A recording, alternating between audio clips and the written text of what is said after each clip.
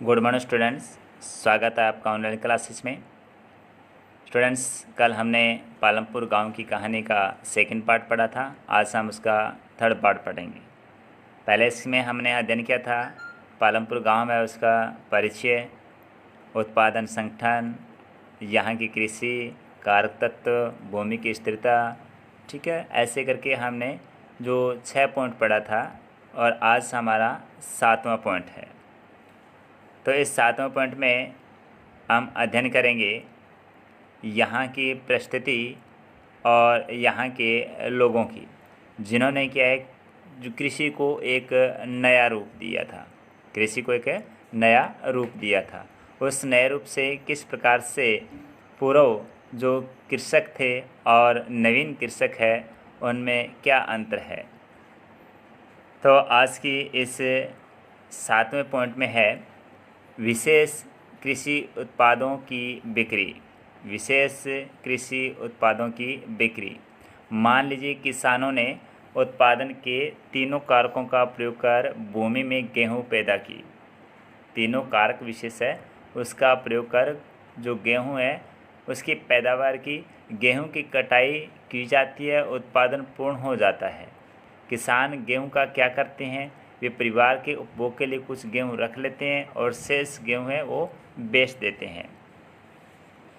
और सविता और गोविंद के बेटे जैसे छोटे किसानों के पास बहुत ही कम अधिशेष गेहूं रहता है, यानी खाने के लिए गेहूं है वो कम रहता है, क्योंकि उनका कुल उत्पादन है बहुत ही कम है। उनमें से एक बड़ा भाग वे परिवार की आवश्यकता का रख लेते हैं और मंझले और बड़े किसान के बाज़ार में गेहूं की पूर्ति करते हैं। चित्र 1.1 में आपने गेहूं से लदी जो बैलगाड़ियाँ देखी थी जो बाज़ार में जा रही थी और किस प्रकार से वो व्यापार करते हैं। बाज़ार में व्यापारी गेहूं खरीद कर उसे आगे कस्बे और शहरों की दुकानों पर बेचते थे। क्या करते थे, बाज़ार में जो व्यापारी है वो गेहूं खरीद कर आगे जो कस्बे या शहर है बड़ी दुकान है उस पर बेचान करते थे। एक बड़े किसान तेजपाल को अपनी समस्त भूमि से 350 क्विंटल अधिशेष गेहूं प्राप्त होता है। कितना होता है, 350 क्विंटल अधिशेष गेहूं प्राप्त होता है। उसके अतिरिक्त गेहूं जितनी भी है, इसके अतिरिक्त जितनी भी गेहूं है उस गेहूं को रायगंज के बाज़ार में बेच देता है और अच्छी कमाई करता है। कहने का मतलब है कि रायगंज का बाज़ार है उसमें बेच करके और वो कमाई का ज़रिया ढूंढ लेता है, यानी व्यापार करता है। तेजपाल इस कमाई का क्या करता है, पिछले वर्ष तेजपाल ने अधिकांश पैसे बैंक के अपने खाते में जमा करा दिया था। जितना पैसा था उसमें से अधिकांश पैसे किस में जमा करवा दिए, बैंक खाते में जमा करवा दिए। बाद में उसने इस पैसा का उपयोग सविता जैसे किसानों को कर्ज देने में किया। सविता जो बहुत ही कमज़ोर वर्ग की एक कृषक क्षेत्र में शामिल होती थी, जिसने क्या है पैसों की आवश्यकता थी किसानी खेती करने के लिए। उसने उसे कर्ज लिया था और उसे कर्ज देते वक्त उसे कुछ शर्तें मनवाई थी, उन शर्तों के अनुसार उसे कार्य करना था। कहने का मतलब 115 रुपये जो मजदूरी थी उसको छोड़ करके उसे 35 रुपये मजदूरी करने के लिए भी विवश कर दिया था। लेकिन उसे पता था कि मुझे कुछ न कुछ कार्य करके और अपने परिवार का पालन पोषण करना है, कृषि भी करनी है। तो किसानों को कर्ज देने में किया, जिनमें कर्ज की आवश्यकता थी जिनको कर्ज की आवश्यकता थी उन्हें कर्ज दिया जाता था और उससे क्या है कि मनमाना ब्याज वसूला जाता था। उसने बचत का उपयोग अगले मौसम की खेती के लिए कार्यशील पूंजी की व्यवस्था करने में किया। इस बार तेजपाल की बचत के पैसों से एक और ट्रैक्टर खरीदने की योजना बना रहा था। उसने देखा बचत हुई है, उससे हम क्या करें, एक ट्रैक्टर और ख़रीद लेते हैं। दूसरे ट्रैक्टर से उसकी स्थिर पूंजी में वृद्धि हो जाएगी। अब 2 ट्रैक्टर होंगे तो क्या होगा कि उसकी जो पूंजी है उसमें वृद्धि और भी होगी।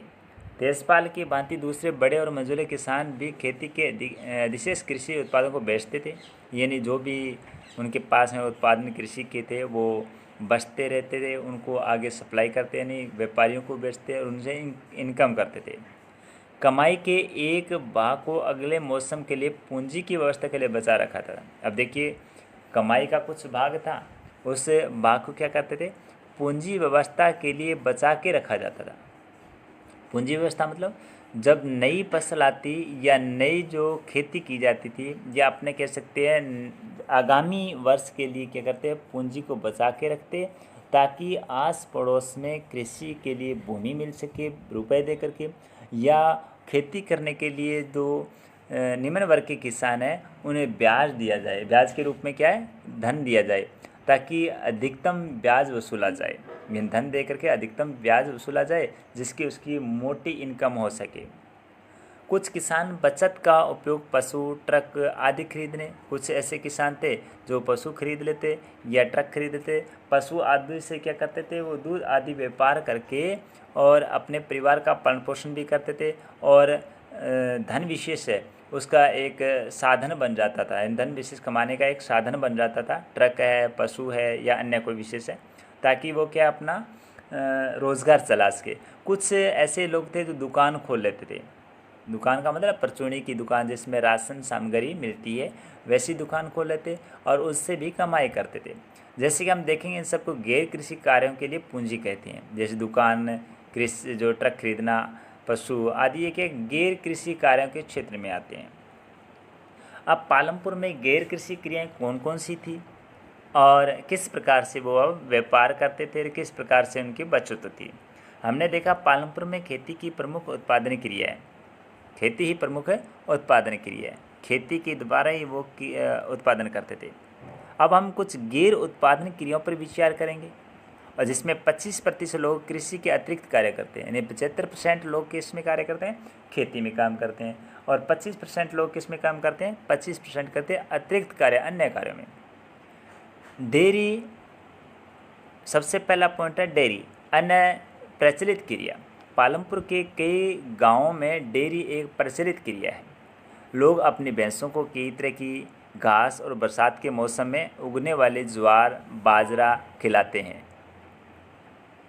दूध को निकट के बड़े गांव रायगंज में बेचा जाता था, जिसमें जहाँ के अनेक मिठाइयों की दुकान है या चाय की दुकान है, और चाय की दुकान पर चाय बनाने के लिए दूध की आवश्यकता होती थी, वो व्यापारी के रूप में वहाँ बेच देते थे।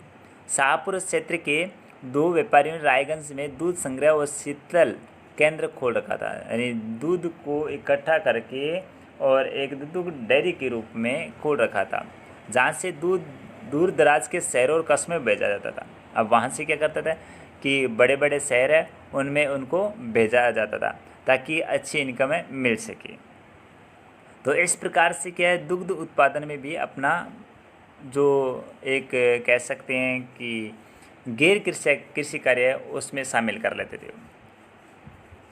अब हम क्या है 3 किसानों का उदाहरण लेते हैं, उस पर चर्चा करते हैं। प्रत्येक खेतों में गेहूँ बोने के स्तंभ, दूसरा किसान, प्रत्येक किसान के परिवार का गेहूँ उपभोग और वर्ष के जो उत्पादन विशेष है उसमें, और उसकी हम क्या बनाते हैं, एक लिस्ट बना देते हैं, और उस लिस्ट में हम देखते हैं किसको कितना गेहूँ का उत्पादन होता है और कितनी उसकी बचत होती है।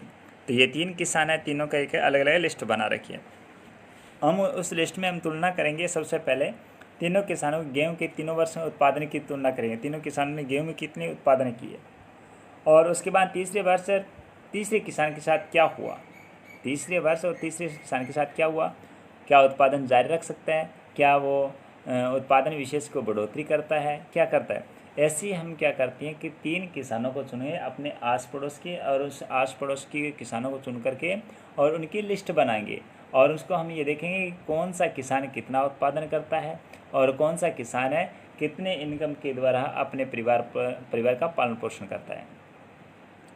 दूसरा हमारा पॉइंट है पालमपुर में लघु स्तरीय विनिर्माण का एक उदाहरण, यानी अन्य फैक्ट्री विशेष लगा करके कि इस समय पालमपुर में 50 से कम लोग विनिर्माण कार्य में लगे हैं, यानी फैक्ट्री आदि के अंदर। शहरों और कस्बों के बड़े फैक्ट्रियों में होने वाले विनिर्माण के विपरीत पालमपुर में विनिर्माण में बहुत सरल उत्पादन किया जाता है, सरल उत्पादन किया जाता है, और उस उत्पादन से क्या करते हैं कि वो वहाँ के लोगों को रोज़गार प्रदान करते हैं, कि अनेक विधि का प्रयोग करते हैं, उसे बड़े पैमाने पर ही किया जाता है। विनिर्माण कार्य पारिवारिक श्रम की सहायता से अधिकतर घरों या खेतों में किया जाता है।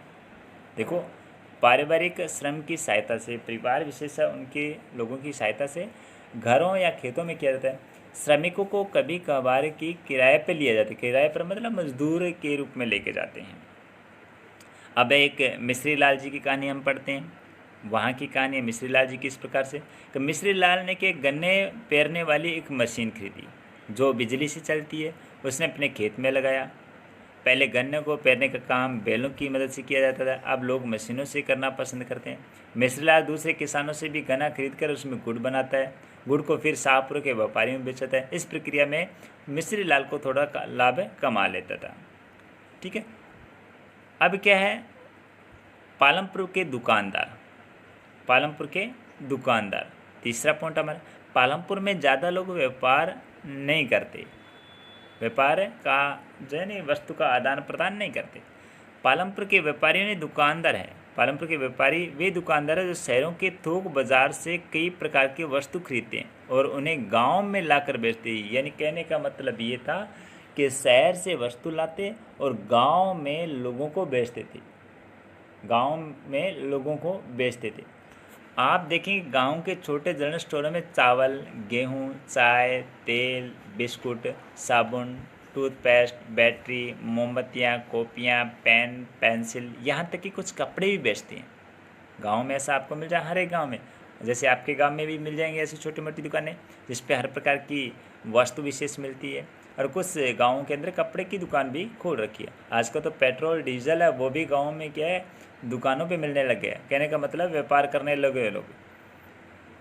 कुछ परिवार ने जिनके घर बस स्टैंड के निकट है अपने घर के एक बार में छोटी दुकान खोली और वे खाने की चीज़ें बेचते हैं। खाने का मतलब रोज़मर्रा की चीज़ें वो बेचते हैं। इसी क्रम में एक और कहानी है जिस कहानी में क्या है, करीम ने गांव में एक कंप्यूटर केंद्र खोला और हाल ही वर्षों में कई विद्यार्थी शाहपुरा के शहरी जो क्षेत्र है जो कॉलेज है उसमें पढ़ने जाते हैं। करीम ने देखा गांव के कुछ छात्र शहर की कंप्यूटर कक्षा में जाते हैं।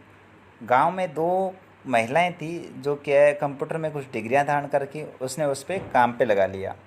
उस कंप्यूटर खरीदे और अपने घर में बाज़ार की ओर खुले बाहर के कमरे में कक्षाएं प्रारंभ की। क्या किया उसने, कंप्यूटर खरीदे और अपने घर में बाज़ार की ओर खुले बाहर के कमरे में क्या किया, कक्षाएं प्रारंभ कर दी। हाई स्कूल के छात्रों ने प्राप्त संख्या में इन कक्षाओं में आरंभ कर दिया। यानी कहने का मतलब उसने भी अपना रोज़गार चला लिया। किस रूप में, कंप्यूटर की डिग्री की सहायता से। तो हम ये कह सकते हैं कि कंप्यूटर विशेष है वो उसका एक रोज़गार का कारण बन गया। चौथा पॉइंट है हमारा परिवहन। तेज़ी से विकसित होता है एक क्षेत्र का। परिवहन मतलब इधर उधर सामग्री ढोने या यात्रा विशेष के लिए। तो पालमपुर और रायगंज के बीच सड़क पर कई प्रकार के वाहन चलते हैं। रिक्शे वाले चलते हैं, तांगे वाले चलते हैं, जीप, ट्रैक्टर, ट्रक आदि क्या है संसाधन चलते हैं। और परंपरागत बैलगाड़ियाँ और दूसरी गाड़ी भी चलती थी। और वो लोग क्या करते हैं, परिवहन करते हैं, मतलब संसाधन विशेष है वो परिवहन के रूप में काम में लेते हैं। जो परिवहन सेवा में शामिल है वे लोगों और वस्तुओं को एक से दूसरी जगह पहुंचाते हैं। यानी सवारी गाड़ी और मालगाड़ी दोनों प्रकार, सवारी ढोने के लिए भी और परिवहन है और माल ढोने के लिए परिवहन है। इसके बदले उनसे पैसे मिलते हैं। गत कई वर्षों से परिवहन से जुड़े लोगों की संख्या बहुत बढ़ गई है। हमने देखा होगा कि हमारे गाँव में बस से आती है बाहर से, कुछ ऑटो वाले आते हैं, कुछ अन्य गाड़ी आती है जो क्या करती है पैसे वसूल करती है। और दूसरी बात है कि हमें अपने गंतव्य स्थान तक पहुँचाती है। कुछ लोग ऐसे हैं ट्रैक्टर या ट्रक या आदि के द्वारा क्या हमारे जो माल विशेष कच्चा माल है, ये गेहूं है, सरसों है, चना है आदि सामान है जो नरमा का जो भी है उसको क्या है व्यापार के लिए हम बाहर लेके जाते हैं तो वो उसको वहन भी करके लेके जाते हैं। तो वो उनको भी मेहनताना मिलता है, नहीं उसकी मजदूरी या अपने कह सकते हैं उसकी किराया मिलता है। अब एक किशोर की कहानी भी आई है बीच में। किशोर एक खेती मजदूर है और अन्य ऐसे भी श्रमिकों की भांति किशोर को अपनी मजदूरी से अपने घर परिवार की आवश्यकताएं पूरी करने के लिए कठिनाई होती थी। कुछ वर्ष पहले किशोर ने बैंक में से कर्ज लिया था। वह एक सरकारी कार्यक्रम का अंतर्गत था जिसमें भूमिहीन निर्धन परिवार को सस्ते कर्ज दिए जाते। किशोर ने इस पैसे से एक भैंस खरीदी, अब भैंस का दूध बेचता है। आजकल क्या कहते हैं कि सरकार पशु का या किसी संसाधन का दुकान का लोन देती है और उस लोन के द्वारा क्या करता है, कोई व्यक्ति विशेष यदि अपना रोजगार शुरू करना चाहे या रोजगार प्रारंभ करना चाहे तो वो कर सकता है। जैसे कि पशुपालन के लिए लोन दिया जाता है, या व्हीकल के लिए लोन दिया जाता है, या ज़मीन विशेष है उसको अच्छी पैदावार के लिए लोन दिया जाता है, या दुकान या कोई फैक्ट्री आदि लगाने के लिए लोन दिया जाता है। लोन क्या दे रही है सरकार, यानी कर्जा वो कौन देता है, बैंक द्वारा दिया जाता है, जिससे वो अपना परिवार का पालन पोषण अच्छी तरह से कर सके। अब उसने अपनी भैंस गाड़ी भी बना ली और जिसमें कई प्रकार के सामान ले जा सकता है। सप्ताह में एक दिन वह गंगा किनारे कुम्हार की मिट्टी लेकर आता है, कुम्हार के लिए मिट्टी लेकर आता है। कभी कभी गुड़ व अन्य वस्तुएं लेकर शाहपुर जाता है। हर एक महीने में उसे परिवहन संबंधित कोई न कोई काम मिल ही जाता है। परिणाम स्वरूप किशोर पिछले वर्षों की तुलना में अब अधिक कमाने लग गया। पहले जो कमाई होती थी उससे अधिक कमाने लग गया। इसका मतलब क्या हुआ, ये किशोर अब कामयाबी के पथ पर चल पड़ा। अब इस लेसन है उसका सारांश क्या है कि गांव में कृषि उत्पादन क्रिया है। पिछले वर्षों से खेती की विधियों से कई महत्वपूर्ण परिवर्तन हुए। उनकी वजह से किसान उतनी भूमि में अधिक फसल और पैदावार करने लगे। यह महत्वपूर्ण उपलब्धि है क्योंकि भूमि स्थायी व दुर्लभ है और उत्पादन को बढ़ाने के लिए भूमि व अन्य प्राकृतिक संसाधन बहुत अधिक दबाव पड़ा है। खेती की नई विधियों से कम भूमि पर परंतु अधिक उपज या पूंजी की जरूरत पड़ती है। मंझोले और बड़े किसान अपने उत्पादन में बची हुई अगले मौसम के लिए पूंजी की आवश्यकता जो व्यवस्था कर लेते थे। दूसरी ओर छोटे किसानों के लिए, जो किसान भारत के किसान हैं, कुल जनसंख्या का 80% भाग पूंजी की व्यवस्था करना बहुत कठिन है। उसके भूखंड का आकार छोटा होने के कारण उसके उत्पादन परिवर्तन नहीं होता। कहने का मतलब है कि यहाँ के लोग अपने आप में परिवर्तन करने लग गए। और दूसरी बात है कि हम ये कह सकते हैं कि कृषि विशेष के लिए जो आवश्यक वस्तु विशेष है, सामग्री है, उसके लिए भी पूंजी की आवश्यकता पड़ने लगी। लोग कर्जा भी लेने लगे। कर्ज के अतिरिक्त किसान अपने परिवार के भरण पोषण के लिए मजदूरी के रूप में अतिरिक्त काम करने लगे। ठीक है, इसके अलावा भी जो नए संसाधन है उसका विकास हो गया। श्रमिक आस पड़ोस के गाँव और शहरों में जाने लगे और गाँव में गैर कृषि कार्य प्रारंभ किया गया। लोग के कृषि के साथ साथ अन्य भी कार्य करने लगे, गैर कृषि कार्य करने लगे, जिससे कि गैर कृषि कार्य की क्रिया है उसकी बढ़ोतरी होगी। खेती के विपरीत गैर कृषि कार्य है उसमें कम भूमि की आवश्यकता होती है। लोग कम पूंजी से गैर कृषि कार्य कर सकते हैं। तो ये सारी की सारी है, बाज़ार हो चाहे कोई गांव हो, हम देखते हैं कि गांव और कस्बे शहर में सब जगह देखते हैं छोटी छोटी दुकानें उपलब्ध होती है। सड़क परिवहन के लिए सड़क परिवहन है, सड़क या परिवहन, टेलीफोन आदि लोगों के भविष्य को गैर कृषि कार्य उत्पादन के अवसर बढ़ा रहे हैं। तो ये सारी चीज़ें हैं वो क्या है, इस पालमपुर गांव की कहानी की जो दास्तां वो बयां कर रही है। तो विद्यार्थियों आज के लिए इतना ही, और ये हमारा आज लेसन है कंप्लीट हो चुका है। उसके जितने भी क्वेश्चन होंगे वो आप कीजिए। इसके अलावा भी जो आपको अपने क्षेत्र विशेष है उसमें जहाँ भी आपको ऐसी गैर कृषि क्रियाएँ हैं या किसान के उपज से संबंधित कुछ सुझाव मिले तो वो भी अपने एक डायग्राम बनाकर उसमें ज़रूर लिखें। और चैनल को सब्सक्राइब करना ना भूलें और इसको शेयर भी किया, अधिक से अधिक शेयर भी करें। धन्यवाद।